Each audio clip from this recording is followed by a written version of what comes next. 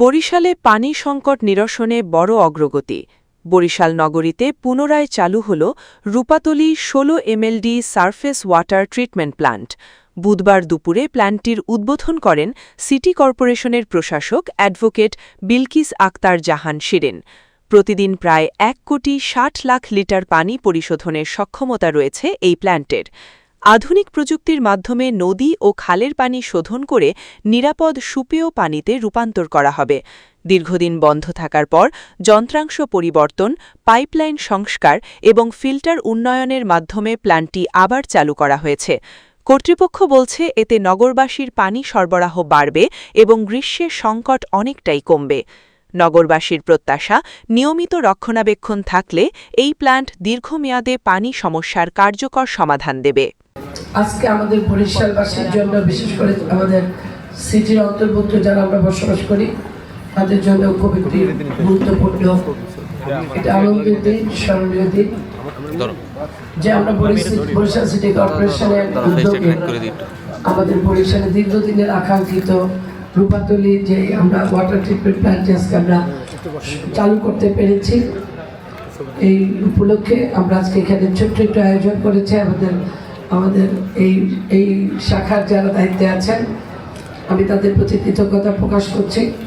উপস্থিত আছেন প্রধান নির্বাহী কর্মকর্তা, প্রধান আমাদের প্রকৌশলী, আমাদের এই পানি শাখার যে আরেকজন প্রকৌশলী যিনি এই ট্রিটমেন্ট প্ল্যান্টের সাথে জড়িত ছিলেন, কাজ করেছেন, দেখভাল করেছেন। এখানে উপস্থিত আছেন এই এলাকার নির্বাচিত কাউন্সিলর এবং সামনে উপস্থিত সিটি কর্পোরেশনের বিভিন্ন পর্যায়ের কর্মকর্তা কর্মচারীবৃন্দ, বিশেষ করে আমার পানি শাখার যে সমস্ত ভাইয়েরা উপস্থিত আছেন, সবাইকে ধন্যবাদ। আসলে আজকে আমি যখন শুনছি অনেক বৃষ্টি, সকাল থেকে প্রচুর বৃষ্টি হচ্ছিল, আমার আগে বলা হচ্ছিল যে আজকে তারিখটা পরিবর্তন করবো কিনা, আমি রাজি হইনি। আমি বলছি যে না, আজকেই করবো। বৃষ্টির পানি এটা আল্লাহর রহমত, আমরা পানির জন্য আসতেছি, আল্লাহ আরো বেশি পানি দিয়ে দিচ্ছে আমাদেরকে। যে এই রহমতের, আল্লাহর রহমতের পানির সাথে আমাদের এই পানি বরিশালবাসীর জন্য রহমত বয়ে আনবে আমি বিশ্বাস করি। আমি পিছনের কোনো সমালোচনায় যেতে চাই না। পানি মানুষের জীবনের পানির অপর নাম জীবন। মৃত্যুর সময় কিন্তু মানুষ সকল ধর্ম বর্ণের ঊর্ধ্বে যে শত্রুকেও মানুষ মৃত্যুর সময় মুখে পানি দেয়। এই ওয়াটার ট্রিটমেন্ট প্ল্যান্টটি কোনো ষড়যন্ত্রের মাধ্যমে বন্ধ হয়েছে বা বন্ধ করা হয়েছে, এই কথাগুলো বলতে গেলে আমি মানুষ হিসাবে আমার কাছে কষ্ট লাগে, আমার কাছে লজ্জা লাগে যে মানুষের ভিতর মনুষ্যত্ব কোথায় যে আমাদের ঠেকেছে।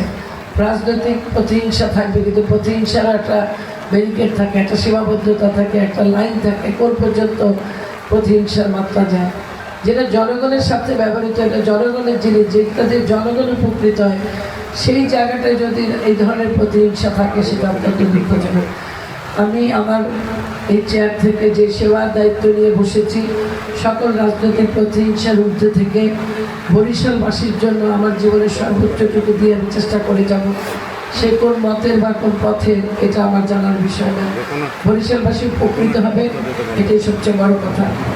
যে ওয়াটার ট্রিটমেন্ট প্ল্যান্ট আজকে আমরা চালু করলাম বা উদ্বোধন বলে যাই বলি, গতকালকে আমার যিনি আমাদের মাননীয় আমার দলের মহাসচিব এবং এলজিডি মন্ত্রী যারা আমাদের সাথে যে কোনো কারণেই আমার একটু কথা হয়েছে। যখন এই ওয়াটার ট্রিটমেন্ট প্ল্যান্টের কথা আমি বললাম, উনি খুব উচ্ছ্বাসিত হয়ে বললেন, ডিপ টিউবওয়েল বন্ধ করে দাও, কোনো ডিপ টিউবওয়েলে পানির দরকার নেই, যেভাবে প্রয়োজন এইভাবে যদি আরও ওয়াটার ট্রিটমেন্ট প্ল্যান্ট, এই জন্য উনি ধন্যবাদ জানিয়েছেন। এবং উনি বলেছেন যে আমরা এইভাবেই আমাদের এলাকায় কাজ করে যাব এবং ডিপ টিউবওয়েলকে ভুলে যেতে হবে। যেটা আমরা একটু আগেই শুনলাম যে এই দুইটি ওয়াটার ট্রিটমেন্ট প্ল্যান্ট যদি আমরা চালু করতে পারি, তাহলে নগরবাসীর পানির সমস্যার সমাধানের পাশাপাশি বিদ্যুৎ সাশ্রয় হবে এবং পানির যে লেয়ার কমে যাচ্ছে, আর বারবার একটা আতঙ্কিত বরিশাল দেবে যাচ্ছে, আমরা এই জায়গাটা থেকে রক্ষা পাবো, আমরা শহরটাকে বাঁচাতে পারবো, আমরা বরিশালটাকে বাঁচাতে পারবো। সুতরাং যারা এই কাজের সাথে দীর্ঘদিন জড়িত ছিলেন, আমরা অনেকদিন থেকেই এটা চেষ্টা করে যাচ্ছিলাম।